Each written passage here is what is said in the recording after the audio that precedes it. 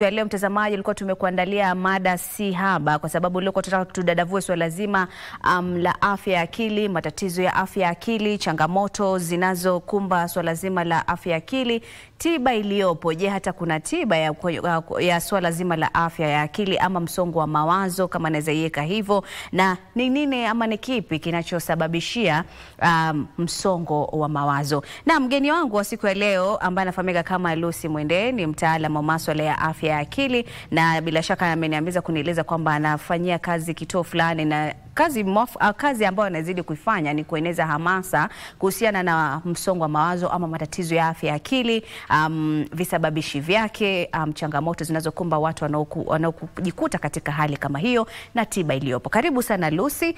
Kwanza kwa faida ya yule mtazamaji, hebu tuambie, mtu anaposema afya ya akili ama matatizo ya akili kwa inamaanisha nini, tukianza? Na karibu sana. Asante sana. Kwa majina anaitwa Lucy Mwende. Afya ya akili ni jinsi akili yako ilivyo. Yani inaweza kuwa iko na afya nzuri ama afya mbaya. So ikiwa na afya nzuri ni kumaanisha uko tayari kuendelea na maisha yako na kuweza kutimiza majukumu yako ya maisha yako kwa kawaida, kwa usawa, na kwa kamili inavyofaa. Lakini wakati uko na shida ya akili, kutimiza mambo mengine kimaisha, hata ni mambo tu yote, kwa sababu akili ndio kama engine ya mwili. Ndio uweze kusukuma maisha yako na kuendelea na maisha yako kiukawaida, lazima afya ya akili iweze kuwa sawa. Na ni jinsi gani utajua kwamba mimi siko katika hali yangu ya afya ya akili ile ya kikawaida, kwamba sipo sawa? Utajua kwa sababu kuna njia tatu. Kuna akili yetu ama maisha. Ukitaka kujua kama akili ina shida, kuna vitu tatu utaangalia. Kwanza ni mawazo, pili ni hisia, tatu ni vitendo. So afya ya akili inalingana na vile mawazo yako yalivyo, hisia zako na matendo yako. Mawazo yako yalivyo ndio itaweza kuonyesha vile hisia zako zitakavyokuwa, na vile hisia zako zitakavyokuwa ndio itaweza kuonyesha matendo ambayo utakayotenda. Kwa mfano naweza nikuambie, kwa mfano labda niko na mafikra ya nikianzisha biashara, na hisi nikianzisha biashara itaweza kuwa success, itaweza kusuccess, kunawiri ama kufanya vyema.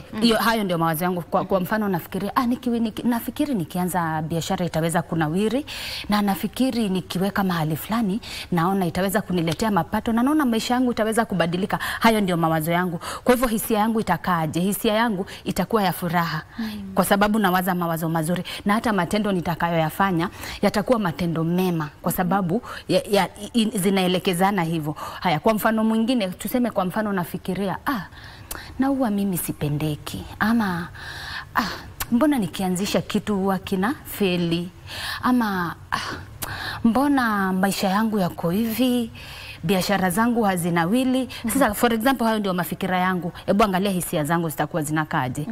Zitakuwa mood, yani moody, yani sina mood, sina furaha, utakani kama una huzuni. Na huzuni, exactly. So si unaona, mawazo itaweza kufanya ujue zile hisia utakuwa nazo hisia itaweza kuonyesha matendo ambayo utakayotenda. Na kwa hivyo ndo unaweza ukaangalia matendo ya mtu uone hayako sawa. Kwa mfano, ukutane na mtu anayeokota makaratasi na amebeba gunia kwa barabara, ukiangalia matendo yake utaona huyu mtu hayuko sawa. Ukiangalia, yani ukitaka kujua hizo vitendo zimetoka wapi, utazipata kwa mawazo. Utaangalia hisia zake, hata kukasirika. Unakutanga kuna watu wamekasirika, hisia zake amekasirika, ukimkanyaga inakuwa ni kesi, anaanzisha vita. Ama ukimjibu tu, ama ukimwongelesha tu, anakuropokea, yani anakushautia, anakuongelesha kwa sauti kubwa. Ni kwa sababu hisia zake haziko sawa. So hizo ndo vitu tatu za kuangalia. Uangalie mawazo, uangalie matendo, na uangalie pia hisia. Haya, na mawazo, for example, kwa mfano unaona mtu anafikiria, na mimi nitakuja kutenda jambo hapa litatisha wengi. Si unaona, hiyo inaonesha mawazo ya mtu. So si unaona mtu utaona hayuko sawa, kwa sababu mawazo yake utaona hayako sawa. Ama Na ninaweza kasirika hapa, nitafanya kitu kibaya. Si unaona, ukiona mtu anafikiria mawazo kama hayo, hayuko sawa. Na je, mtu anaweza jijua mwenyewe kwamba ninapokuwa na haya mawazo basi inamaanisha kwamba sipo sawa kiakili, ama ni mtu ndo anaweza kumsaidia kutambua kwamba basi wewe haupo sawa?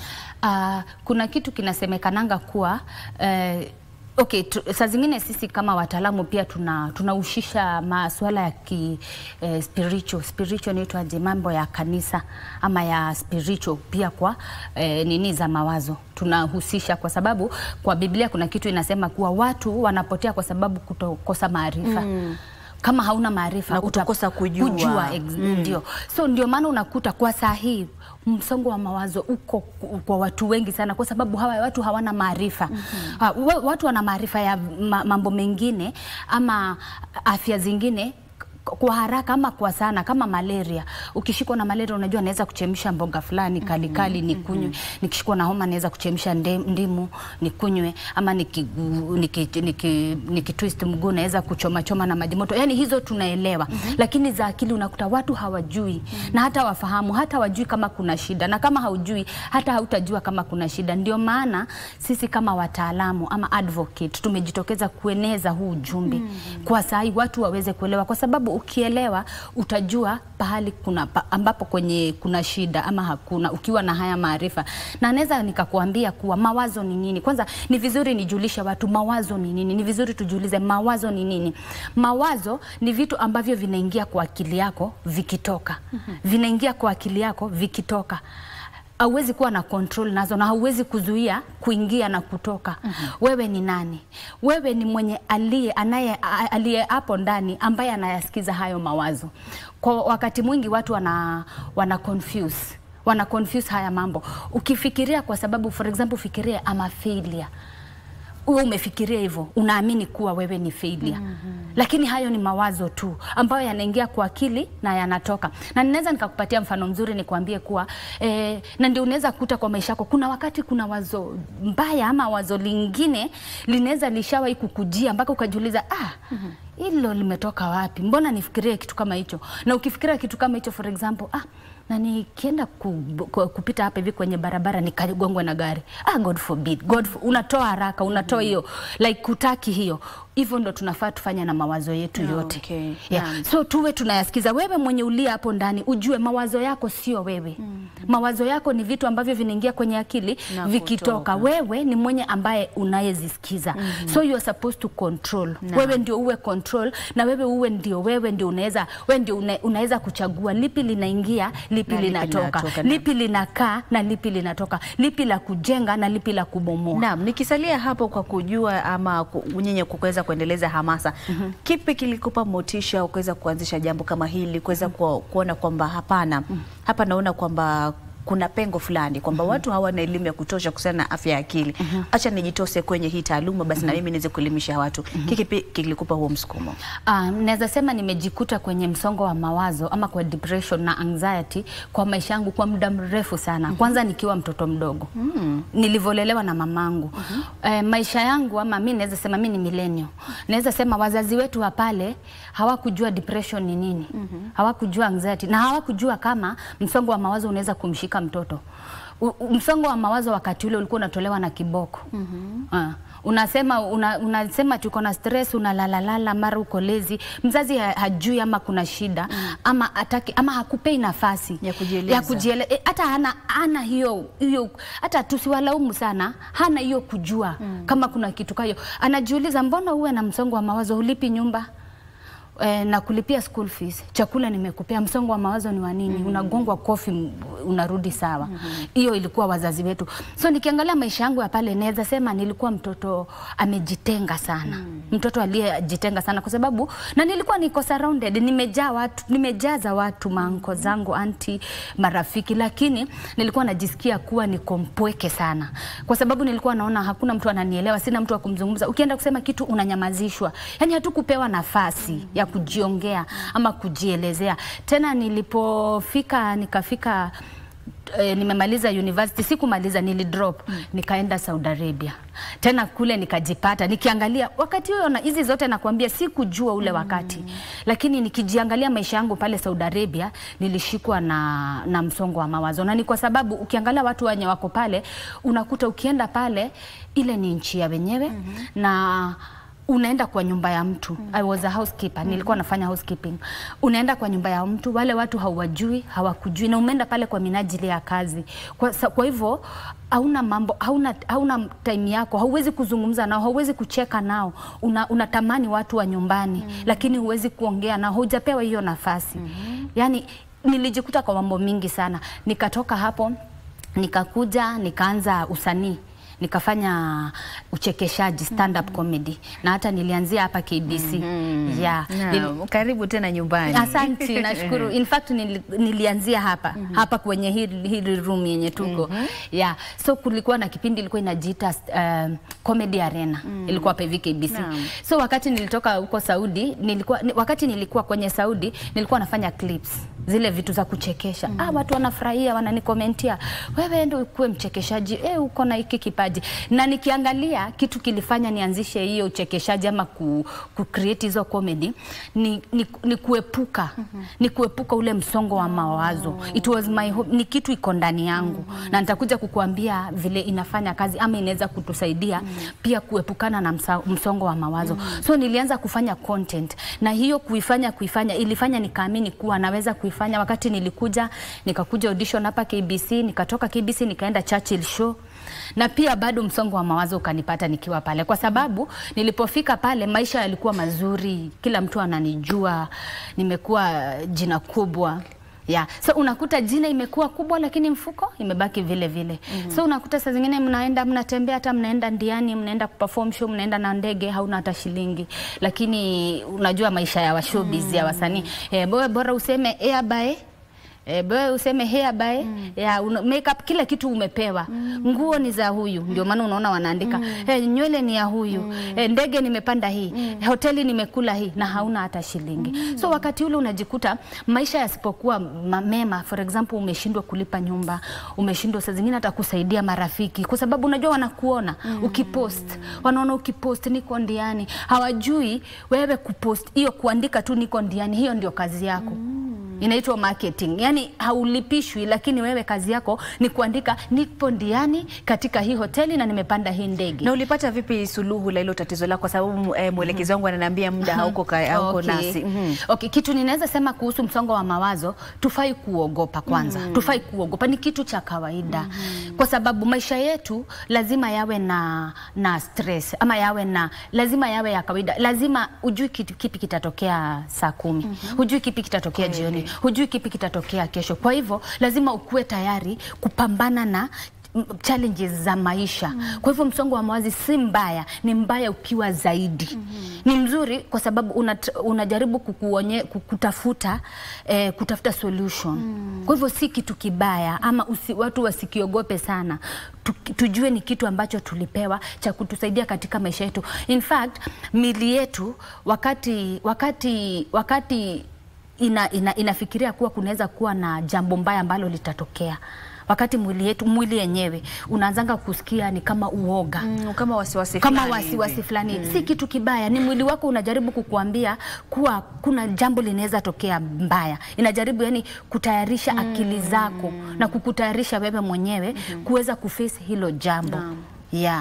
Na ni wakati gani ambapo uliweza kujua kwamba enyewe mimi nimekumbwa na msongo wa mawazo, kwamba nimekuwa msanii kwa muda huu na safiri huku na huku, lakini sina hela?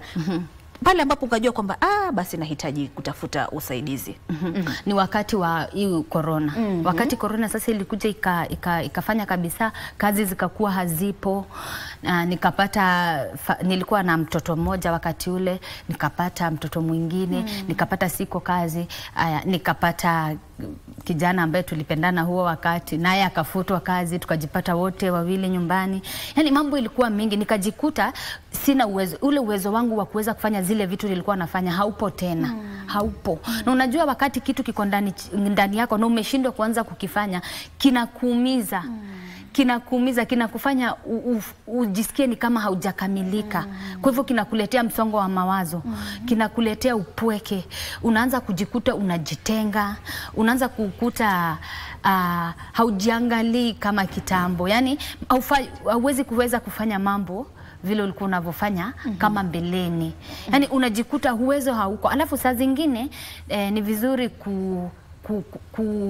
kuteka break. Naweza sema kuteka break kidogo, ukijikuta hauko in control, kwa sababu wakati ule motherhood ilikuwa isha take over. Haya, nimekuwa bibi, hizi ni vitu havikuwa kwa maisha yangu. Hizi ni vitu havikuwa kwa maisha yangu. Imekuja nimekuwa bibi, imekuja nimepata mtoto mwingine, niko na mwingine, nafaa bado nitengeneze content, nafaa bado ni post kwa pages zangu. Yani haya mambo yote yakawa ni mengi. Alafu kwa wakati ule unajikuta nilikuwa nimepatwa na ile kitu ya kutoweza kuongea kutoka ile wakati nilikuwa nishaingia church, kwa sababu unajaribu kufunika jina lako. Unajaribu kujiweka mahali watu wasijue tutaita uchi wako. Unajaribu kwamba unapitia changamoto fulani. Yeah, unashindwa kuisema kwa sababu hata unakuta sijui ndaita kugandamizwa Kiswahili sana, kwa sababu unajikuta ukishindwa kulipa nyumba, landlord anakuambia wewe, mbona utupatie pesa? Tunakuona kwa TV, tupatie pesa zetu, mbona unakataa kutulipa? Sasa utaenda pale kuambia kampuni iko na challenge kama hii. Yani hautaweka uchi wako pale nje. Haya, maybe school fees imekawia kidogo, mwalimu wewe, mbona unatupeleka hivi? Ulipi mtoto school. Yani wana kublame. Wanakuwekea blame. Alafu so hauna ile nafasi. Hauna hiyo environment ya kuweza kujifungua ama kuweka uchi wako. So unajikuta unang'ang'ana sana. Na wakati maybe huo wakati mambo hayasongi. Naona. Na je, unaambiaje, kwa sababu hiyo ni changamoto ambayo nimeweza kuona kwamba ni wasanii wengi ambao wanapitia changamoto kama hiyo, kuishi maisha ambayo sio yao na kulazimisha kuishi maisha ambayo jamii inataka iwaone kwenye nafasi fulani, kwa sababu wewe unaonekana kwa runinga, basi kwa hivyo lazima wewe unaishi haya maisha haya. Je, naweza sema unawaambiaje watu kama wale ambao wanaishi maisha kama hayo? Ushauri wako ni gani? Ushauri wangu naweza waambia kitu ya kwanza ni kujikubali. Na inachukua muda. Saa zingine ukisikia ndio nilikuwa nakwambia ile kuteka break, kwa sababu saa zingine mambo yanaweza kukupiga mengi hata ujui shida iko wapi. Haujui. Kwanza sisi kina mama unakuta tunafanya kazi nyingi sana na maisha pia yanaenda mbio sana. So hauna ule muda wako wa kuweza kukaa chini kujiuliza ama kujua shida iko wapi. Unafanya vitu, yani hauna muda wako wewe mwenyewe kwanza kujisikiliza. So ni vizuri ukisikia yenyewe imefika mahali you need to take a break, chukua hiyo break. Usijinyime break, kitu ya kwanza. Kitu ya pili, acceptance ama kukubali. Kubali tu. Ni vizuri kukubali yale kitu ambacho unaweza kubadilisha, badilisha. Ambacho usichoweza kubadilisha, kubali. Omba pia Mungu akupatie wisdom ya kuweza kujua kitu ambacho utaweza kubadilisha na kile ambacho hauwezi kubadilisha. Hiyo ni ya pili. Alafu ingine pia, take a step at a time. Uwezi fanya kitu tu kwa pamoja. Uwezi inuka tu kutoka mahali pale kama umeenda. Yani unaona vile ninakwambia acceptance hivyo, unazienda moja kwa moja na unazifanya, unajua is a step at a time, utajikuta. Natamani tuendelee na huu mjadala kweli, manake ni mtamu mno, lakini muda nao hauturuhusu. Lakini tutatafuta muda mwingine tuweze kukualika tena, manake naona kuna mengi ya kuweza kufunza watu pale nje. Tukimalizia ni kwamba usipoziba kwamba watu watafute suluhu na mapema.